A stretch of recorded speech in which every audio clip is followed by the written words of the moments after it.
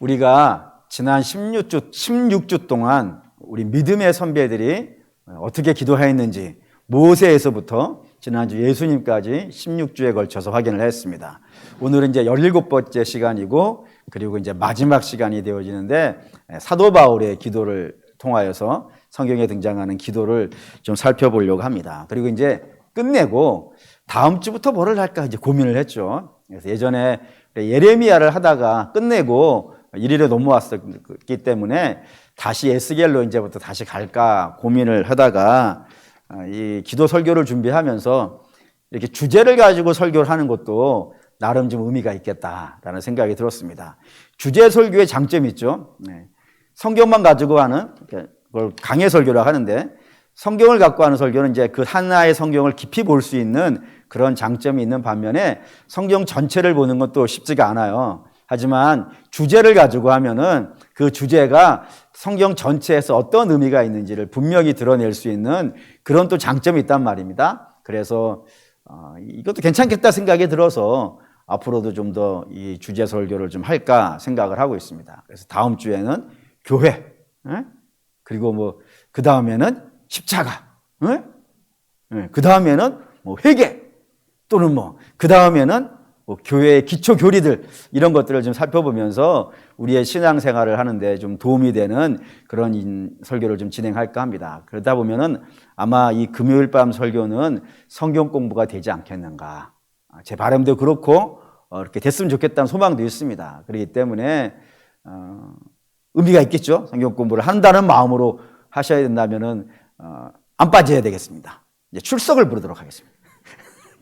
그러니까 빠지지 마시고 구역 식구라든가 어떤 신도회에 성경 공부를 좀 하셔야 되는 분들이 있거나 성경에 좀 관심이 있는 분들이 있으시다면 같이 좀 하시자고 권면도 좀 해주시고 또 주변에 하나님 말씀이 좀 갈급하신 분들이 있으면 함께 좀 성경 공부하자는 마음으로 좀 같이 했으면 좋겠다는 생각이 좀 있습니다. 그러니까 여러분들이 그런 마음으로 좀 이 시간을 참여해 주시길 바랍니다. 우선 이제 기도 바울이 마지막 해야죠. 디모데전서 보겠습니다.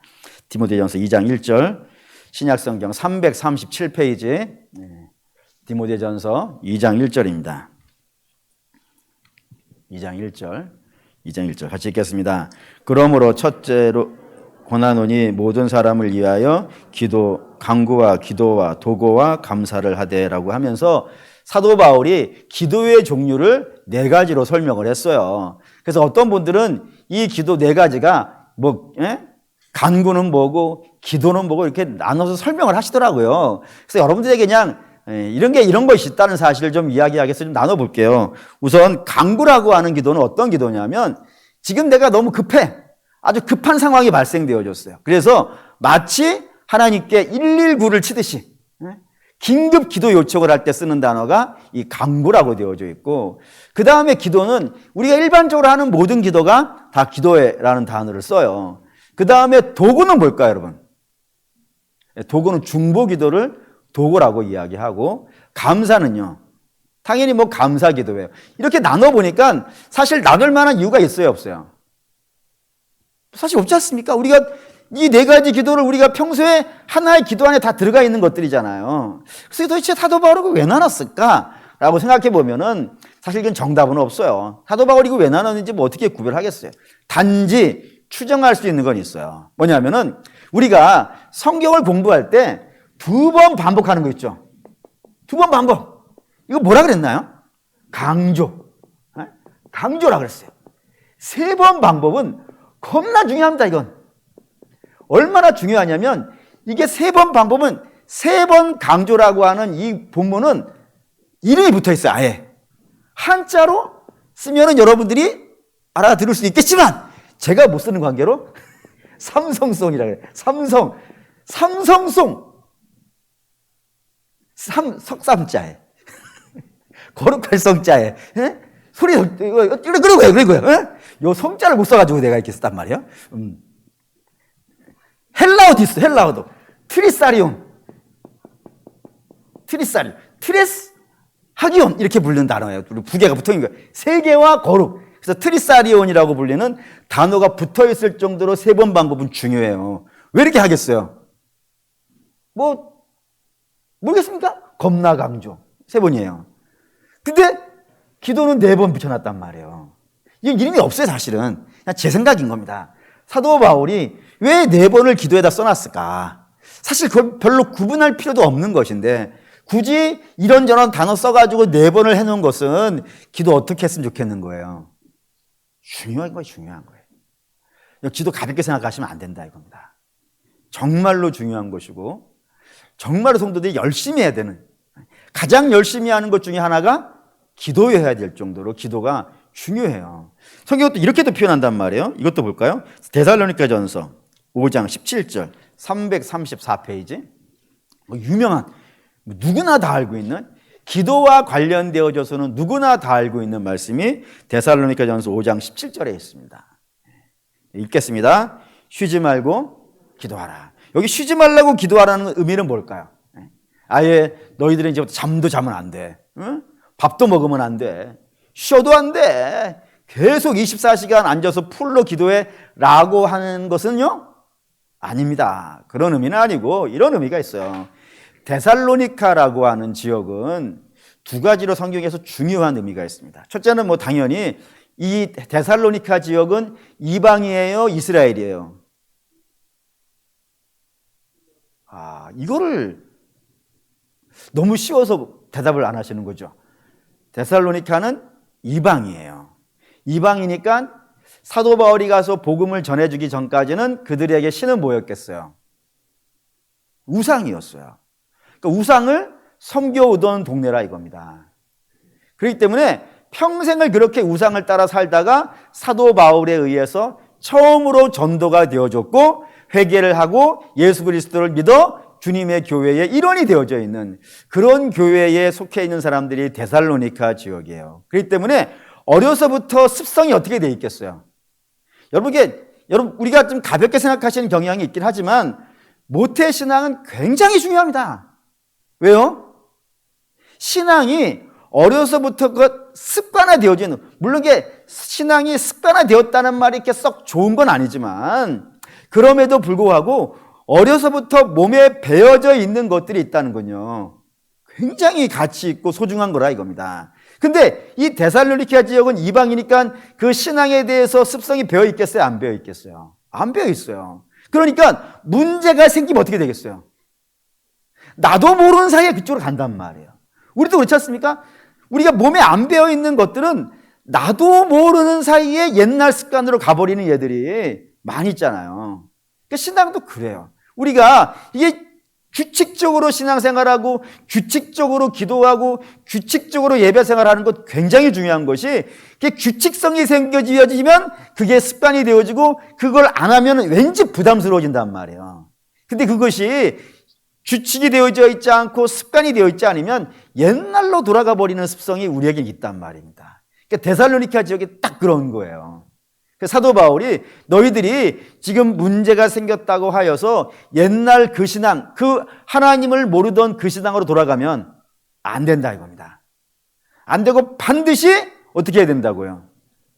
어느 순간, 매 순간 모든 상황마다 도움을 어디에다 구해야 된다고요? 하나님께 구해야 된다. 그런 의미에서 쉬지 말고 기도하라는 겁니다. 규칙적이고 변함없이 계속해서 하나님께 기도해야지 옛날로 돌아가면 안 돼 라고 하는 의미에서 쉬지 말고 기도하라고 했고, 또 보시죠. 4장 2절 골로새서 327페이지 327페이지 거기에도 비슷한 말씀이 있어요. 사도 바울 이 부분을 굉장히 강조를 합니다. 골로새 4장 2절 읽겠습니다. 기도를 계속하고 기도에 감사함으로 깨어 있으라고요. 기도를 계속하라고 한다 이겁니다. 계속 쉬지 말고. 동일한 표현이에요.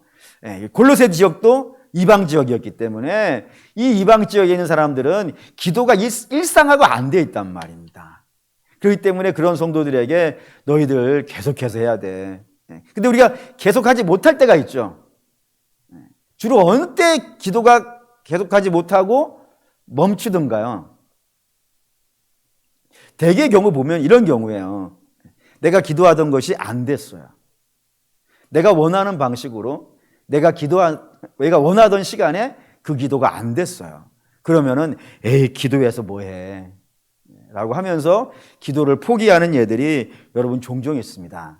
그런데도 불구하고 사도 바울이 계속해서 기도하라고 하는 이유는 뭐냐면은 여러분 이거 분명히 기도할 때 하나 가지고 계시는 생각이 있으셔야 됩니다. 그게 뭐냐면 여러분들, 저와 여러분이 하나님 앞에 기도하는 것 중요해요. 그런데 내가 하나님 앞에 기도하는 것보다 하나님이 내게 가지고 계시는 생각과 뜻이요, 더 크다는 사실을 아실까요? 이거를 알고 계셔야 돼요. 예를 든다면 이런 겁니다. 아브라함의 이름이 원래는 뭐죠? 아브라함이에요. 아브라함의 뜻은 뭔가요? 큰아버지예요. 그래서 왜 큰아버지라고 하는 생각을 가졌을까? 물론 그의 아버지가 지었겠죠. 그의 아버지 데라가 지었을 테지만 우리 이제 영적으로 한번 생각을 해보는 거예요. 영적으로 생각해 봤을 때 아브라함은 자식이 없단 말이에요. 자식이 없으니까 그의 소망은 뭐겠어요? 아들 하나만이라도 있어서, 아들 하나만이라도 있어서 내가 아버지가 돼보는 거예요. 이건 우리가 생각을 해보는 거예요. 그냥 이걸 성경이 그렇게 얘기했다고 생각하시면 안 되는 거예요. 그러니까 아브라함의 소원은 자식이 없으니까 내가 자식 하나만 있으면 좋겠다는 마음으로 기도하지 않았겠냔 말이에요. 그런데 하나님은 너는 자식 하나 정도 있는 아버지가 되면 안 돼. 내가 너에게 가지고 있는 뜻은 뭐냐면 아브라함이라 이겁니다. 아브라함은 뭐예요? 열방의 아버지예요. 너는 하나의 아버지가 되는 사람이 아니라 모든 열방의 아버지가 되어야 되는 사람이어야 돼. 그러니 너는 믿음의 기본이 되어줘야지. 너는 그냥 다른 사람하고 똑같은 수준의 믿음을 가지면 안 돼. 너는 모든 사람의 기준이 되어줘야 돼. 너는 복의 근원이 아니. 옛날 성경에는 아브라함을 복의 근원이라고 했는데 지금은 복이라 그러죠. 네가 복의 기준이 되어줘야 돼. 그런 믿음을 가져야 돼. 라고 하는 마음으로 하나님이 아브라함을 부르신단 말이에요. 그러니 아브라함이 가지고 있는 자기 자신에 대한 계획보다 하나님이 아브라함이 가지신 뜻이요, 더 크단 말이에요. 그래서 그걸 시키시기 위하여서 25년간, 아니 아브라함이 100살 때까지 애를 못 낳는, 자기가 원하는 시간은 아니잖아요. 그때까지가. 자기는 아마 20대나 30대에 아들 낳고 싶은 마음이 굴뚝 같았을 거예요. 근데 하나님은 당신의 더 크신 뜻을 이루시고 그 뜻을 통하여서 놀라운 역사를 우리에게까지 알려주시려고 그를 80년간을 기다리게 하신다 이겁니다. 그럼 여러분 뜻대로 되지 않는다고 해서, 여러분이 원하는 때에 되지 않는다고 해서 낙심할 것이 아니라 하나님의 뜻이 더 크다는 사실을 믿으실 수 있길 바라요. 야곱도 마찬가지죠. 네. 야곱의 이름의 뜻은 뭐 도적이에요. 근데 그가 뭔 도적이에요? 뭔 도적? 뭔 도적이죠, 여러분? 네. 장자권의 도적이에요. 아버지 재산에 대한 도적이에요. 그것도 영적으로 생각해 본다 그러면 야곱에게는 소원이 뭔 거예요? 그러니까 아버지 재산 받아가지고 좀 더 넉넉하게 살아가는 것이 야곱이 개인적으로 가지고 있는 소원이라 이거예요. 근데 하나님은 야곱 하지 말라 그러는 거 아니에요. 너 아버지 재산이나 노리는 사람 되지 말라고. 내가 너에게 가지고 있는 꿈은 겨우 이삭의 재산도 하나님이 이삭에게 주신 거예요. 근데 그거 정도 받는 인생이 되는 것이 아니라 너는 나하고 상대하는 인생이 돼야 돼 라고 하면서 이름을 바꿔주시잖아요. 뭘로요? 이스라엘로. 넌 이스라엘이 돼야지. 겨우 야곱 정도 되면 안 돼 라고 하시는 것이고, 베드로도 마찬가지예요. 베드로도 당연히 그의 이름을 게바가 반석이고, 히브리어로 게바가 반석이고, 헬라어가 뭐예요? 그게 베드로예요. 그러니까 그 이름도 아버지가 지어준 거예요. 근데 우리 한번 생각해 보자 이겁니다. 그 베드로가 그 제자들과 예수님과 함께 있을 때 어떤 소망을 가져요? 이 제자들 중에서 내가 으뜸이 되는 소망을 가져요. 그래서 으뜸이 되기 위해서 뭐 하는 거예요? 이들하고 싸우는 거예요, 맨날. 모이면 내가 너희들보다는 나은 인생이야, 내가 너보다 나은 인생이야 하는 걸 나타내고자 맨날 그 주변에 있는 그 11명의 제자들과 싸우는 인생이잖아요. 그때 주께서 베드로를 부르셔가지고, 야, 베드로야, 시몬아, 너 그런 거 하지 말고 너 이제부터 반석해야 돼. 그러면서 그 반석하라는 이유가 뭐였어요? 그 반석 위에다 뭐를 지으실 거라고요? 교회를 지을 거야. 너는 교회의 리더가 돼야 되지. 이 정도 제자들 몇 명 되지 않는 그 제자들 중에서 으뜸되는 거 하지 말고 앞으로 주께서 다시 오시는 그날까지 이 땅에 주님의 교회가 있지 않겠어요. 그 주님의 교회에 반석 같은 자가 돼야지. 그게 내가 너를 향한 꿈이야! 라고 하면서 그렇게 선포하고 있더라 이겁니다. 그로 사랑하는 믿음의 성도 여러분, 바라고 원하는데 우리가 소망을 갖고 하나님께 기도하는 것 굉장히 중요합니다. 그런데 그것이 우리가 원하는 때에 우리가 원하는 방식으로 우리가 원하는 내용으로 안 됐다고 해서 낙심하지 마시고 계속 기도하시라 이거예요. 계속. 언제까지요? 하나님의 뜻이 이루어질 때까지. 그러면 그때 이렇게 말씀하실 거예요. 아, 그때 안 되기를 잘했네. 그 제가 한번 여러분에게 말씀드렸지 않습니까?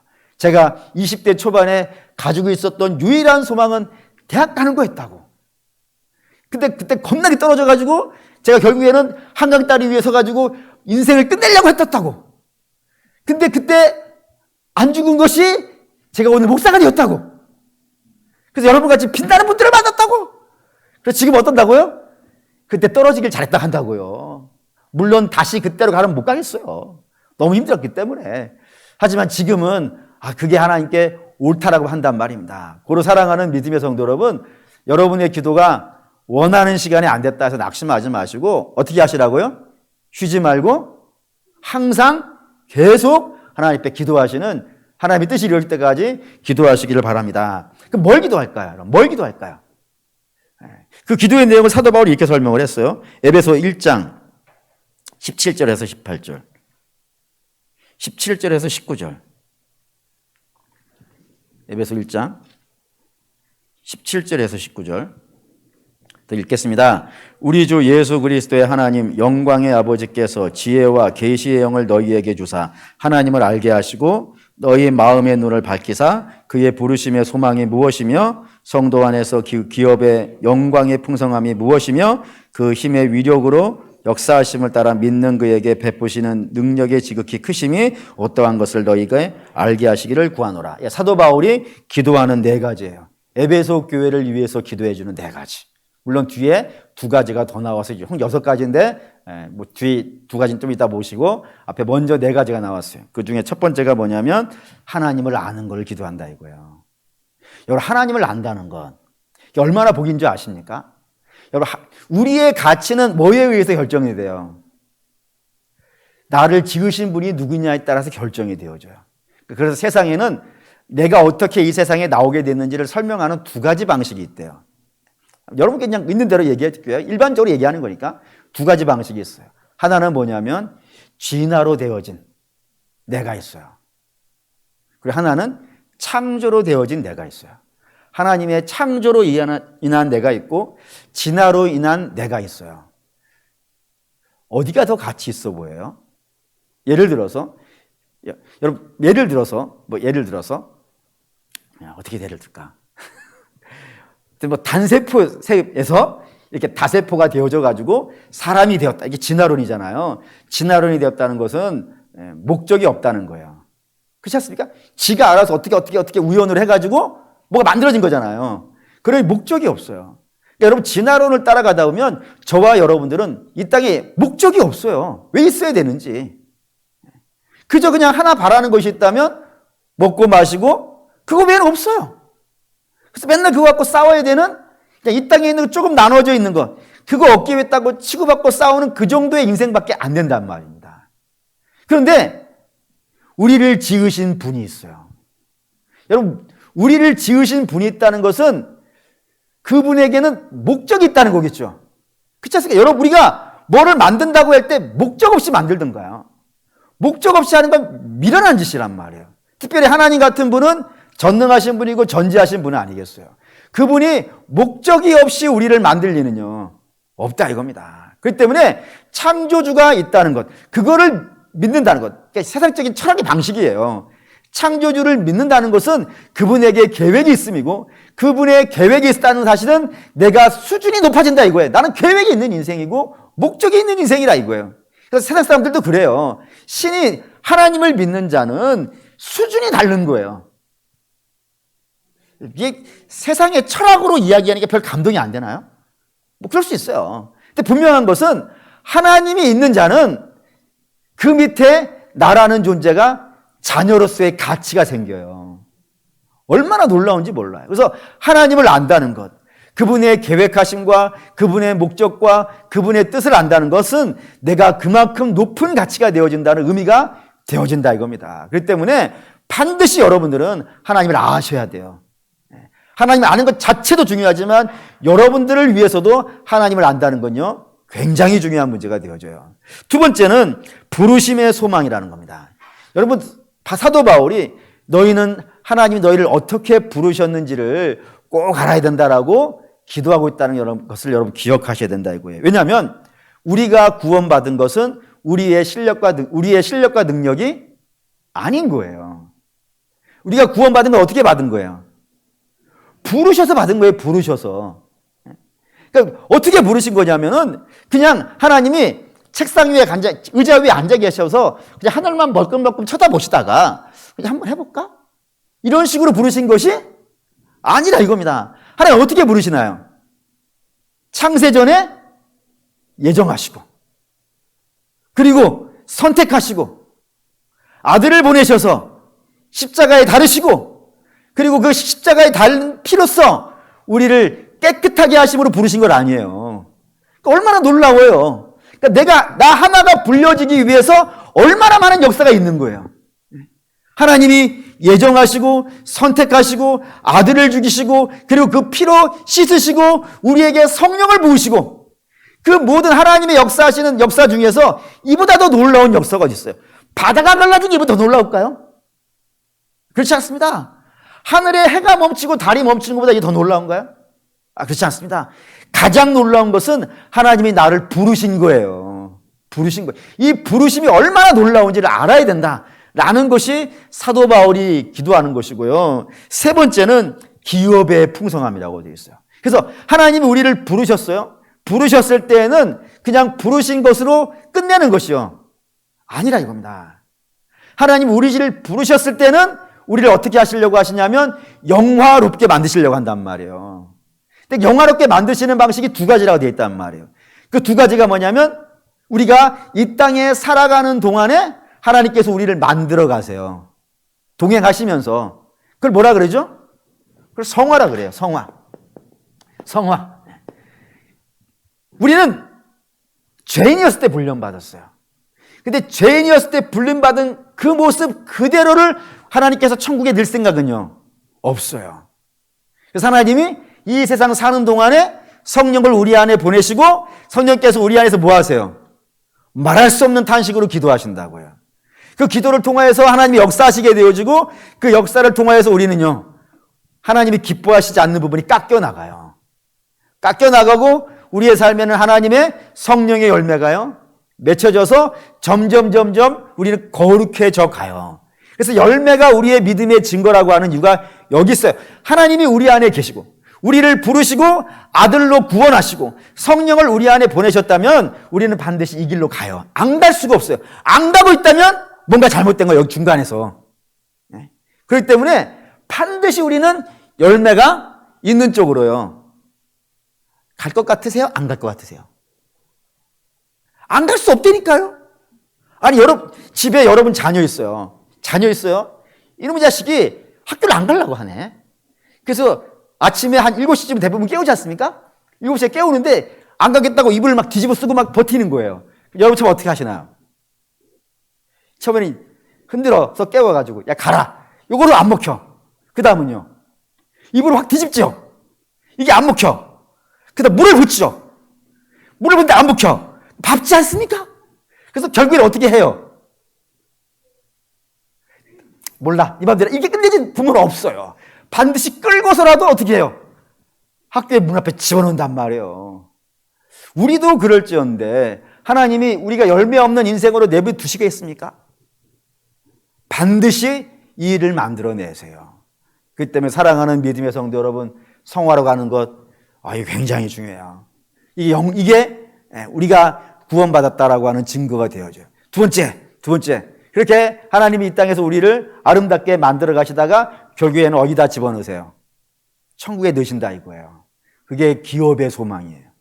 기업의 풍성함이. 하나님 우리를 동행하시면서 멋있게 만들어내시는 그 풍성함이 있고 또한 우리를 천국에 집어넣으시는 그 놀라운 풍성함이 있어요.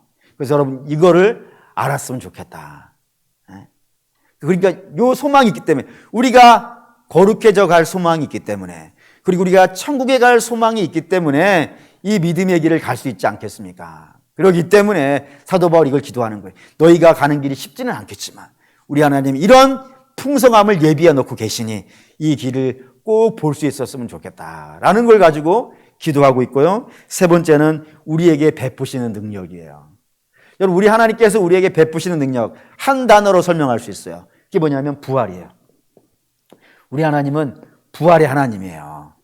그래서 부활이라는 것은요, 이 땅에 누구도 해본 적이 없는 일이에요. 오직 누구만 하는 거예요. 하나님만이 하신 일이에요. 그렇기 때문에 이 죽은 자를 살려내실 수 있는 능력이 우리랑 함께 한단 말이에요. 그러니 여러분 망하는 대로 있을 수 있겠습니까? 물론 지금은 때로는 너무 힘든 곳에 있을 수 있어요. 하지만 이 우리를 부르신 능력이, 우리를 베푸시는 능력이 얼마나 능력인지를 안다면은 우리 하나님이 이 낮고 천한 곳에 있다 하더라도 결국에는 어디까지 올리시겠어요? 높은 자리까지 올리실 거예요. 그렇기 때문에 그 하나님의 능력이 얼마나 대단한지를, 그 베푸시는 은혜가 얼마나 큰지를 여러분들이 알았으면 좋겠다라고 하면서 기도하고 있단 말입니다. 당연히 우리도 이런 거 기도해야 돼요. 하나님이 어떤 분이신지 알게 해주십시오. 하나님이 나를 어떻게 부르셨는지, 그 부르심의 소망이 얼마나 대단한지 알게 해주십시오. 그리고 우리에게 주어지시는 그 기업이 얼마나 풍성한지 알게 해주시고요. 우리 하나님께서 우리에게 베푸시는 이 부활의 능력이 얼마나 막강한지를 우리와 하여금 알게 해주십시오. 여러분, 이런 기도 하셔야 된다 이거예요. 네 가지고 그 다음에 다섯 번째 보시죠. 에베소 3장 14절에서 19절. 오늘 본문에 나오는 건데 다시 한번 읽죠. 다시 한번 14절에서 19절 읽겠습니다.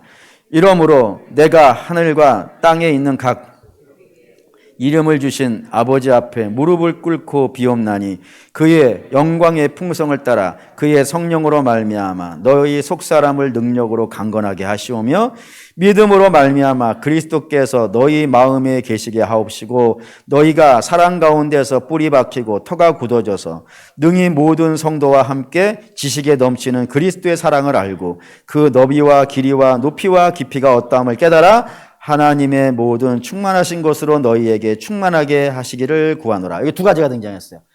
다섯 번째는 뭐냐면 너희 속사람이 강건하여 줬으면 좋겠다라는 겁니다. 속사람은 당연히 영혼이에요. 영혼 강건해질 필요가 있어요. 이거 굉장히 중요해요. 얼마나 중요하냐면 그 요한 3서에 보면 유명한 말씀이 있어요. 근데 그거를 너무 유명해가지고 사람들이 이걸 굉장히 좋아하는데 뭐라고 되어 있냐면 내 영혼이 잘된 같이 내가 범사에 잘되고 강건하기를 원한다. 이거를 왜 좋아하죠? 여러분, 이걸 왜 좋아하십니까? 제가 만나본 분들 중에는 이거를 좋아하는 이유가 뭐냐면 삼박자 구원이라고 하는데, 이거를 내 영혼이 잘된 같이 내가 범사에 잘되고 강건하기를 원한다. 어디다가 포인트를 두고 이걸 좋아하겠어요? 제가 만나본 분들이에요. 제가 만나본 분들은 요 세 번째예요. 내 영혼이 잘됨 같이, 이건 전제가 되어 있는 거예요. 잘됨 같이 내가 범사에 잘되고 강건하기로 한다. 그러니까 내가 좀 뭔가 좀 잘됐으면 좋겠어. 그런 소망을 갖고 이 말씀을 이해하는데 그렇게 가시면 안 됩니다. 이 말씀의 포인트는 어디예요? 내 영혼이 잘돼야 되는 거예요. 영혼, 속사람이 강건해야 된다니까요.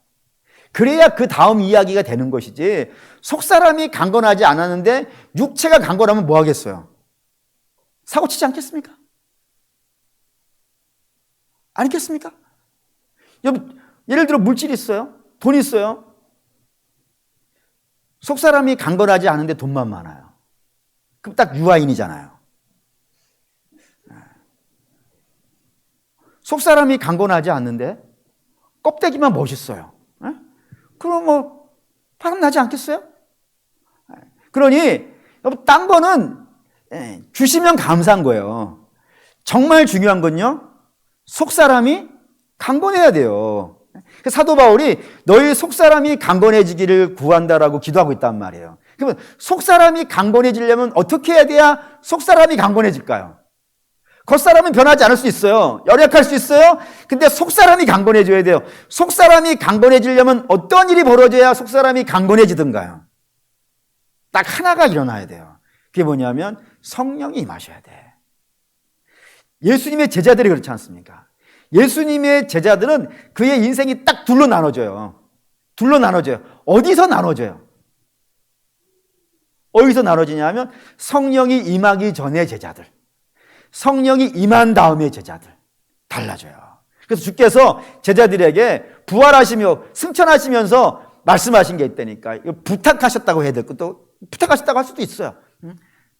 어떻게 부탁하시냐면 오직 성령이 너희에게 임하시면 너희가 권능을 받고 예루살렘과 온 유대와 사마리아와 땅끝까지 임하여 내 증인이 되리라 하셨단 말이에요. 그렇기 때문에 너희는 여기서 뭘 기다리라고요? 성령 기다리라고. 딴 짓 하지 말고 성령 기다리라고 한단 말이에요. 그러니까 성령이 임하시고 나면 제자들이 놀라운 모습으로 변화된다 이겁니다. 그렇기 때문에 성도들은 이 땅에서 속사람이 강건해지셔야 되고, 속사람이 강건해지시려면 반드시 뭐가 필요해요? 성령께서 우리 안에 임하실 뿐만 아니라 충만하셔야 돼요. 네. 충만이라는 단어를 여러분이 한번 설명해 드렸습니다. 임하시는 것과 충만하다는 건 달라요. 임하시는 것은 일회적인 사건입니다. 근데 충만이라고 하는 것은요, 반복적인 사건이에요. 다시 말하면 충만은 내 머리끝에서 내 발끝까지 내 생각과 내 행동과 모든 것들을 다 누가 지배하는 거예요? 성령이 지배하는 거예요. 그게 충만이에요. 완벽하게 지배되어진다.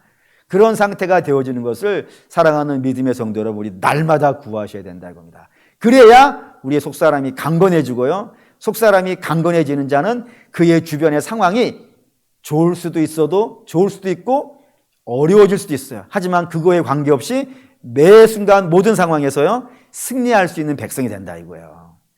그러니 중요한 것이고, 그 다음에 여섯 번째가 무엇이냐면은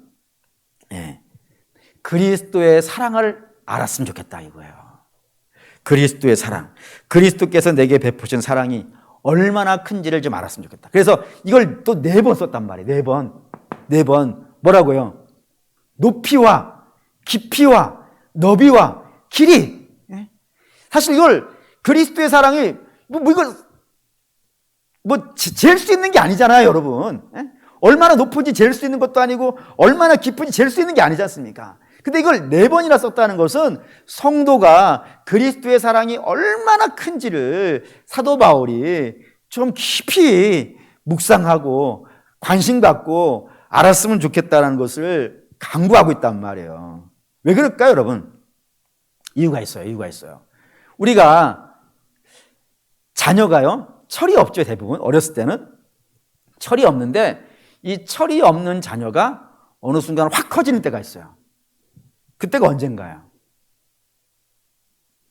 언제 확 커지던가요?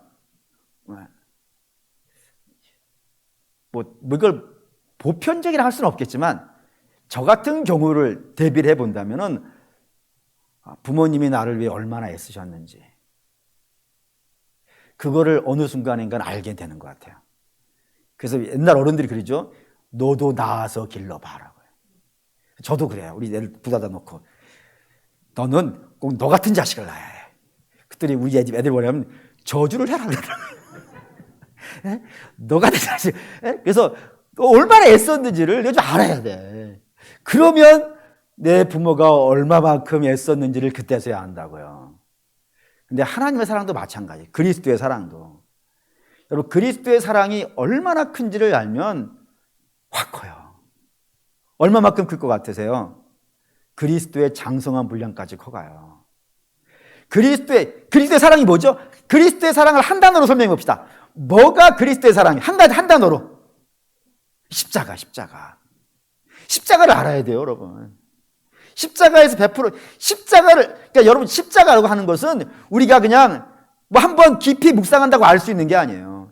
십자가가 얼마나 높고, 얼마나 깊고, 얼마나 넓고, 얼마나 길이가 되는지는 평생을 그걸 헤아리고, 평생을 묵상해도 다 알 수 없어요. 그래서 그 감격이 얼마나 컸던지 찬송가 304장을 썼던 분은 뭐라고 썼어요? 하나님의 사랑은 하늘을 두루마리 삼고 바다를 먹물 삼아도요 다 쓰지 못할 정도로 십자가의 사랑은 어마어마해요. 그 어마어마한 사랑을 우리가 뭐 십자가 내가 초신자 때 십자가 배웠어 그 정도로 알 수 있을 것 같습니까? 여러분 평생을 두고 십자가를 묵상하셔야 돼요. 그래서 십자가를 묵상한 사람들이 나타나는 아주 중요한 특징이 있습니다. 여러분들이 십자가를 얼마나 아느냐, 십자가 사랑을 얼마나 많이 느끼고 있냐는 걸 뭘로 확인할 수 있냐면 한 단어만 보면 알 수 있어요. 여러분의 입에 달고 다니는 단어 중에서 가장 많이 쓰는 단어 하나를 생각해 보시면은 십자가의 사랑의 귀리를 얼마만큼 알고 있는지를 대개 느낄 수 있어요. 뭔 단어일 것 같으세요? 뭔 단어냐면 감사예요. 감사. 왜 그러냐면 성경에 감사라는 단어가 몇 번 나올 것 같으세요? 한번 봐야지. 몇 번 나올 것 같으세요? 총 62번 나옵니다. 62번. 많이 나왔나? 적게 나왔나? 그 중에 사도 바울이 44번 써요. 왜 사도 바울은 44번이나 썼을까요? 대부분을 사도 바울이 써요. 왜 그랬을까요? 사도 바울은 자기가 누군지를 알아요. 내가 어떤 사람입니까? 살인자요, 핍박자요, 해방자예요. 그런 제가 어떻게 구원받아요? 무슨 재주로 그걸 구원받아요? 아니 최소한 내가 예수 그리스도에게 뭔가는 협조를 해야 구원받는다고 얘기할 수 있을 텐데 사도 바울은 주님을 만나기 전까지 그가 한 일은요? 주님의 교회를 핍박한 것밖에 없어요. 그러니 내가 어떻게 구원받아요? 그러니까 사도 바울은 자기는 구원받을 수 있는 길이 없는 사람이야. 근데 내가 어떻게 구원받은 거예요? 십자가. 그 십자가의 사랑을 알기 때문에 그 십자가에 흘려진 보혈을 알기 때문에 그의 인생에서 나올 수 있는 답은 뭐밖에 없어요? 감사밖에 없어요. 감옥에 가 있어도 감사, 매를 맞아도 감사, 물론 좋을 때도 감사, 매 순간 감사밖에 할 수밖에 없는 것이 그가 어떻게 구원받았는지를 알았기 때문에 그게 감사가 나오는 거예요. 이 사상을 그대로 물려받은 사람이 누구냐면 어거스틴입니다. 모니카의 아들. 모니카 하면은 대부분 기도하시는 분들에게는 소망 중에 있는 이름이잖아요. 모니카가 날마다 그 아들 맨날 공부는 겁나게 잘하지만 그래서 20대에 대학 교수가 될 정도로 공부는 겁나 잘하지만 맨날 하는 것이 술 먹고 주색잡기라 그러죠. 술 먹고 색 밝히고 아주 못된 짓만 골라서 하는 아들 하나님 좀 불쌍히 여겨주세요 라고 하는 마음으로 맨날 가서 기도한단 말이에요. 눈물로. 그때 그 교회에 목사님 되시는 암브로시우스가 가서 그 모니카에게 뭐라 그랬다 그랬죠? 눈물로 기도하는 어미의 자식은 망하지 않는다고. 그때 등장하는 이름이 어거스틴이란 말이에요. 그 어거스틴이 쓴 유명한 책이 뭐냐면 은총론이. 은총론. 은총. 나 하나님 은총 받았다 이거예요. 왜요? 나는 구원받을 자격이 없어. 구원받을 자격이 없는 사람인데 나 같은 사람을 위해서 주가 십자가에 달려 죽으셔서 그 피로 나를 구원받았다 이거예요. 그거를 알기 때문에 그거를 알게 된 거예요. 그걸 알게 되어지니까 내가 받은 구원은 은혜요 은총이라 라고 설명한다 이겁니다.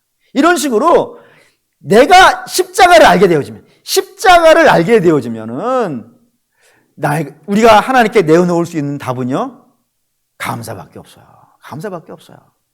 그러니 혹시 여러분들 나오는 말들이 억울하다, 뭐 원망스럽다, 이런 불평과 짜증과 이런 것들이 많이 나오신다면 다시 한번 점검해 보세요. 내가 십자가를 지금 제대로 바라보고 있는가? 십자가에서 보혈 흘리신 우리 주님의 그 사랑을 내가 느끼고 있는가? 생각하시면은 그리고 잘 모르겠으면 그걸 구하십시오. 사도 바울도 그리스도의 사랑을 알라고 기도해 주잖아요. 그럼 당연히 우리도 기도하는 제목을 뭘로 가지고 있어야 돼요? 그리스도의 사랑을 알게 해주십시오. 저 십자가에서 흘려진 주님의 사랑을 알게 해주십시오. 라고 하면서 십자가를 직면할 수 있게 되어진다면 여러분들이 어떠한 상황과 어떠한 환경에 놓여있다 하더라도 그 입에서 감사가 나오게 될 것이고 세상은 알지 못하는 감사죠. 세상은 조건이 맞아야 감사하는데 우리는 십자가로 감사하는 것 아니겠어요? 그런 감사가 나오게 되더라 이겁니다. 그렇기 때문에 성도는 이 십자가를 위해서 기도해야 돼요. 그 다음에 고린도후서 1장 11절. 사도 바울이 기도를 부탁하는 게 있어요. 고린도 후서 1장 11절.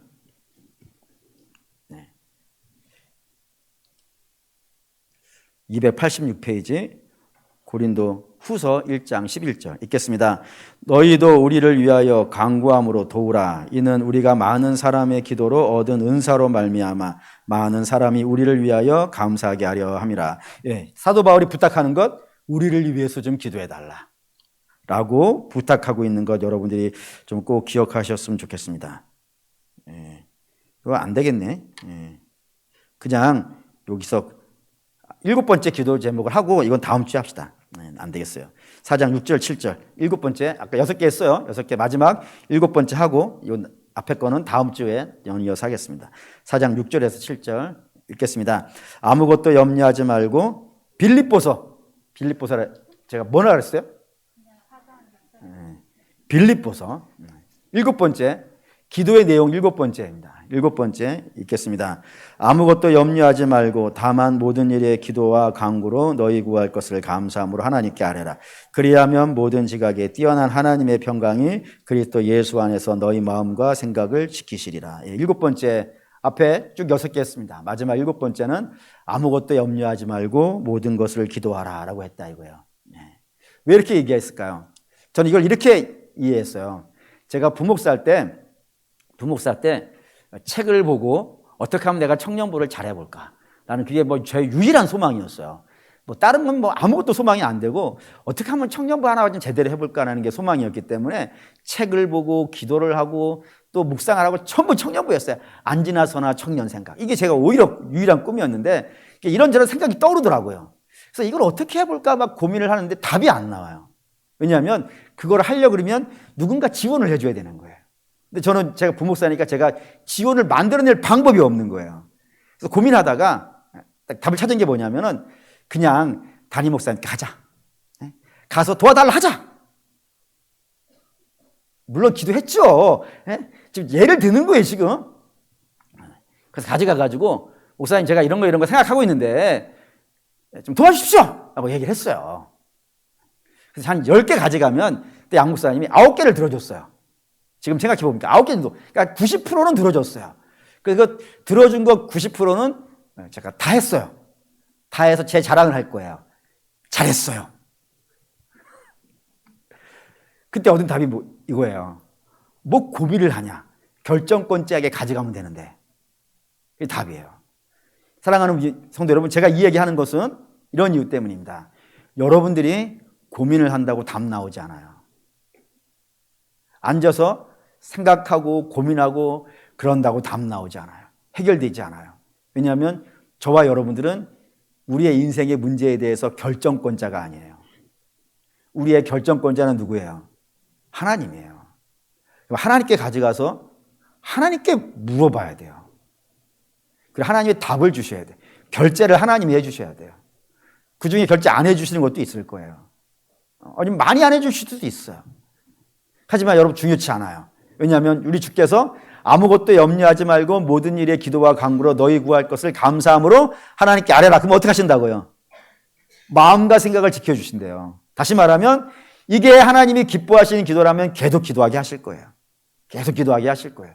근데 하나님이 기뻐하시지 않는 기도라면요, 멈추게 하실 거예요. 결정해 주실 거예요. 그럼 하나님이 기도하는 거 계속 기도하시면 돼요. 그러면 그거 붙잡고 승리하는 겁니다. 결정권을 하나님께 했어요. 그러니까 뭐를 기도할지 염려하지 마시고 무엇을 하나님께 구할지 고민하실 거 없어요. 일단 무조건 하나님께 가져가서 하나님께 아뢰십시오. 그리고 하나님의 결제를 부탁드리세요. 하나님이 결제해 주시면 진행할 것이고요. 하나님이 기다리라면 기다릴 것이고요. 하나님 멈추라면 멈출게요. 라고 하면서 결정권을 주께 드리고 기도하십시오. 이게 사도 바울이 우리에게 알려준 7가지 기도 제목입니다. 마지막 게 우리의 기도가 마지막 것, 아무것도 염려하지 않고 기도하는 건 우리가 전체 하는 기도의 7분의 1이에요. 이 7분의 1을 7분의 6으로 하지 마시고 앞에 7분의 6은 7분의 6으로 하세요.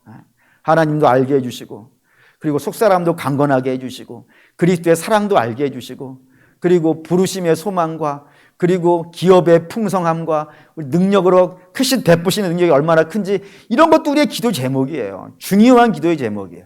그런 것도 기도하시고 아무것도 염려하지 말고 기도하시고 그래서 사도 바울이 우리에게 알려준 7가지 기도가 저와 여러분의 기도에 풍성하게 나타난 역사가 있으시기를 주의 이름으로 축원합니다. 아멘. 혈단할게요.